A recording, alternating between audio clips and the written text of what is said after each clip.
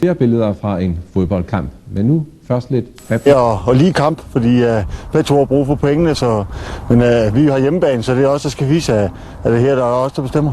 Hvad taktik har du så lagt til dagens kamp? Jeg har lagt, at vi står lidt mere kompakt på midtbanen og kun har én spydspids i gåsøjne frem, ikke også? Så vi har to på flankerne, som kan komme med frem, når tilbudene bygger sig, ikke om? Altså, det på midtbanen af slag, det skal slås i dag, så der har vi overbefolket. Jamen, det er helt klart, at vi skulle ud i dag have 3 point. Altså, vi kom skidt i gang mod nierne, og fik den første kamp afløst mod Kerteminde. Så nu skal vi altså på tavlen, og det er vi også motiveret til. Vi er rigtig tændt i dag, det kan jeg mærke på spillerne. I dag skal det være, og det er helt klart Sanderum er en modstander, som vi skal have point imod. Hvordan skal man så spille Sanderum, hvis der skal være fuld gevinstudbytte? Jamen, vi skal helt op på Sanderums halvdel at spille, det er klart. Vi skal lægge pres på dem lige fra starten af.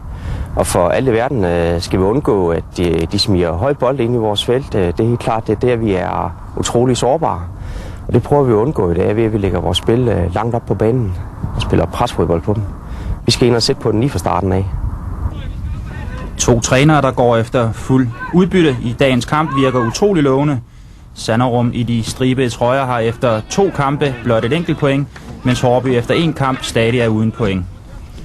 Så meget stod altså på spil for de 2 hold før dagens opgør. Vi er i starten af første halvleg, og det er Hårby, som er i boldbesiddelse.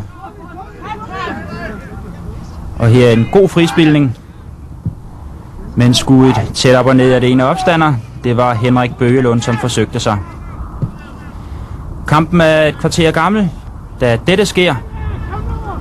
Det er Hårby, som bryder igennem på kanten, og en god stikning ind i feltet, og her bliver der begået straffespark. Det er Jesper Clausen fra Sanderum, som river i trøjen, og dermed straffespark. Brian Ryge gør sig klar, og dermed er gæsterne foran med 1-0, altså spillet et kvarter af første halvleg. Og målmand Jesper Andersen i Sanderums mål, ja, han ærger sig. Altså Sanderum lidt skidt fra start, men de forsøgte dog hurtigt at slå igen.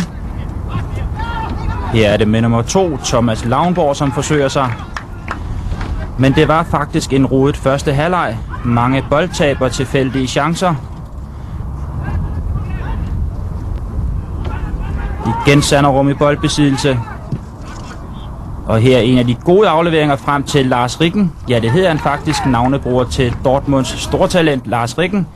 Men altså sikker indgriben af målmanden Bjarne Rasmussen hos Hårby. Hårby på spil. Der er spillet 25 minutter, og det er faktisk gode driblinger her, Anders Banke. Men Frederik Christensen, ja, han misbruger det gode tilbud, og altså fortsat 1-0-føring til gæsterne. Udspark Jesper Andersen. Og her er det igen Lars Rikken, som får et tilbud, men han sender bolden ud i det grønne. Og der manglede altså skarphed, kan man sige, men selvfølgelig også forholdsvis tidligt på sæsonen.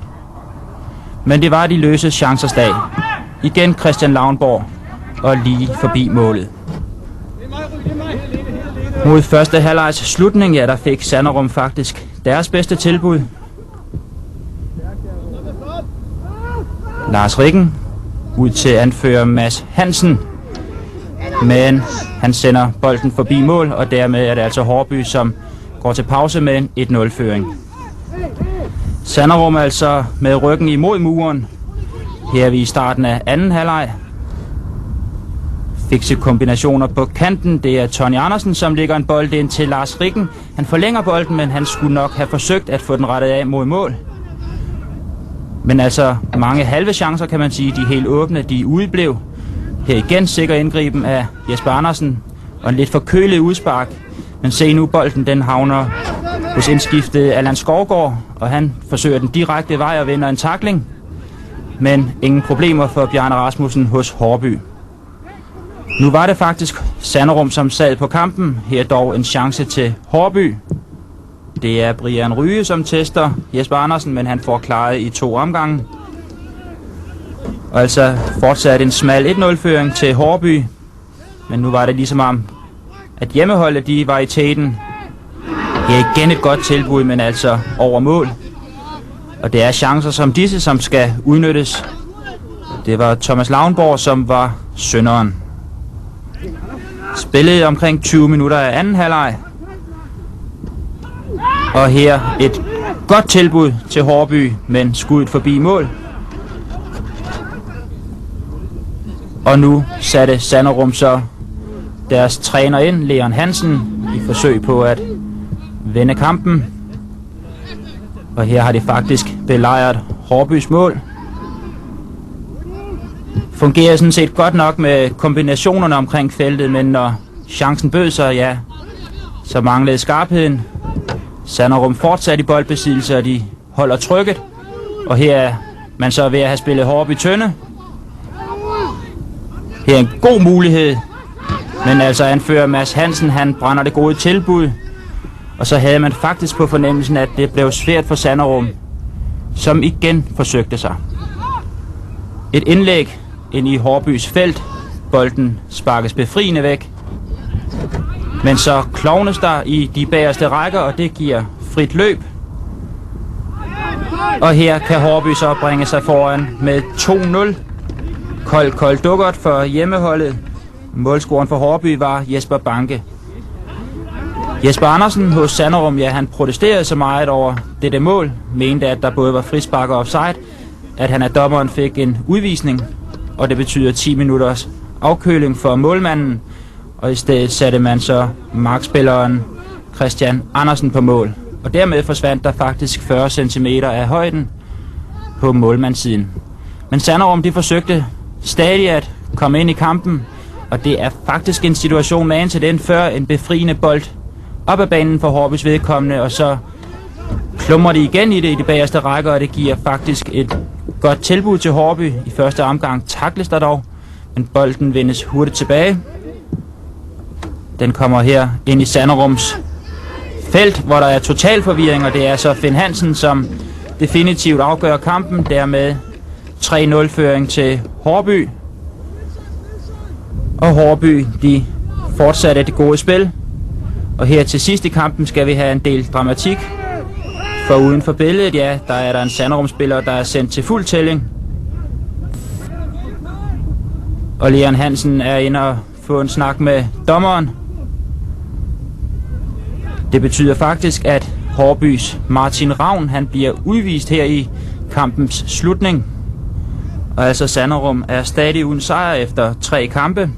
Mangler en del skarphed, synes jeg, når chancerne byder sig. Men Haarby, de får alle 3 point uden at have spillet sig helt ud. Altså Sanderum 0 og Haarby 3. Efter den dramatiske afslutning og sejr til Haarby på 3-0, så talte vi med de 2 holds trænere. Jamen, den blev lidt svær, som jeg havde regnet med. Altså, vi kommer skidt i gang. Vi er ikke koncentreret nok i starten. Hvor Sanderum kommer ind og styrer det i hvert fald de første 10 minutter. Kommer vi lidt mere med i spillet der, og får så en straffespark, vi får scoret på, og kommer på 1-0 der. Og det giver lige den ro, der skal til. Men stadigvæk en halvskidt første halvleg, vi spiller, og Sanderum med lidt mere tændte her, de nok i hvert fald kunne gå til pausen med en uafgjort. Jeg synes, at anden halvleg, der er det Sanderum, der ligesom får presset jer godt tilbage på banen. Ja, altså vi får snakket lidt om det i pausen, og ligesom får stillet lidt om på vores midtbane. Men det fungerer ikke rigtigt, som det skal her i anden halvleg. Og Sanderum har meget spil, må vi nok sige, i anden halvleg. Men hvor vi er så kolde og kyniske og udnytter det, vi har op foran, må vi nok sige. Der er ikke så mange dækker der med vores 2 forreste folk der. De har chancen, så scorer de altså. Ja, for det var trykket der størst. Der falder jeres mål faktisk til 2-0. Ja, helt klart, ikke? Og det gør også det svært for Sanderum, ikke? Hvor de har meget spil, men hvor vi så vender den, ikke? Og får scoret på de løse chancer, vi får det. Så alt i alt må det være en tilfreds træner? Jamen, det er helt sikkert, det er jeg. Altså, kom herfra med 3 point, det var det, vi kom efter, og det fik vi, så jeg er fuldt ud tilfreds.